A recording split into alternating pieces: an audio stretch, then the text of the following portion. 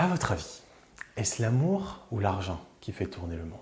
Eh bien, pour répondre à cette question, il faudrait déjà commencer par se demander d'où vient l'argent? Eh bien, d'où vient l'argent? De ce monde, de toute évidence. Ce monde où s'est un jour créé le concept d'argent et qui est désormais devenu une plutocratie dont les règles sont édictées par le pouvoir même de l'argent ou de la monnaie dette si vous voulez. C'est comme ça qu'on devrait l'appeler si on voulait être précis. Et il serait fallacieux et totalement vain de vouloir nier ce fait, la monnaie dette régit ce monde. Alors, être ou ne pas être de ce monde? Telle est la question. Nous vivons dans un monde matérialiste, n'est-ce pas? Un monde où la matière règne en maîtresse suprême et où l'esprit est relégué à un simple vassal de la matière. Oui, la matière domine l'esprit dans les esprits avilis par le matérialisme, et c'est le moins qu'on puisse dire. Mais la question qu'on devrait se poser, c'est qui sommes-nous et d'où venons-nous?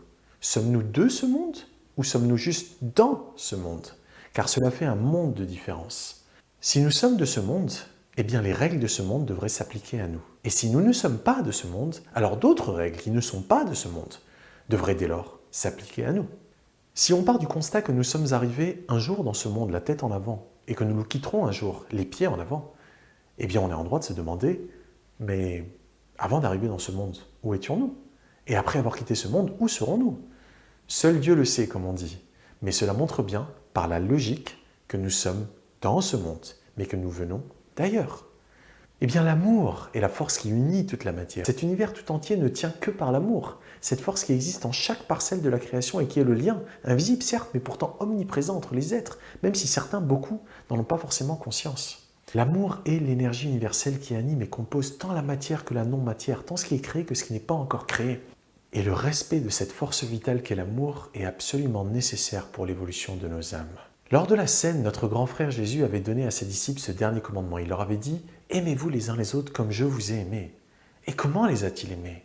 En les servant encore et encore et encore, comme lorsqu'il leur lavait les pieds à chacun de ses disciples, geste qui est normalement accompli par des esclaves, et non en se servant lui-même dans son propre intérêt individualiste. Aujourd'hui, plus de 2000 ans plus tard, nous semblons toujours perplexes face à cette notion pourtant tellement simple et fondamentale qu'est l'amour.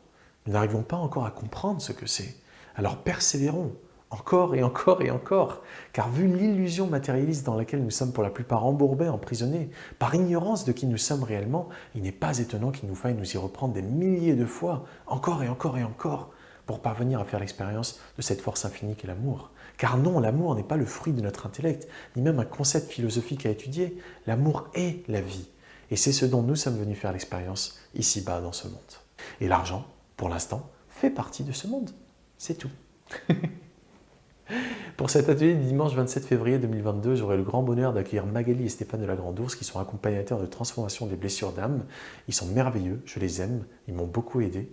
Et je pense qu'on a tout intérêt à dépasser nos différences et à faire en sorte que notre richesse soit dans nos différences, car c'est là que se trouve notre trésor en commun, dès lors que nous nous aimons les uns les autres.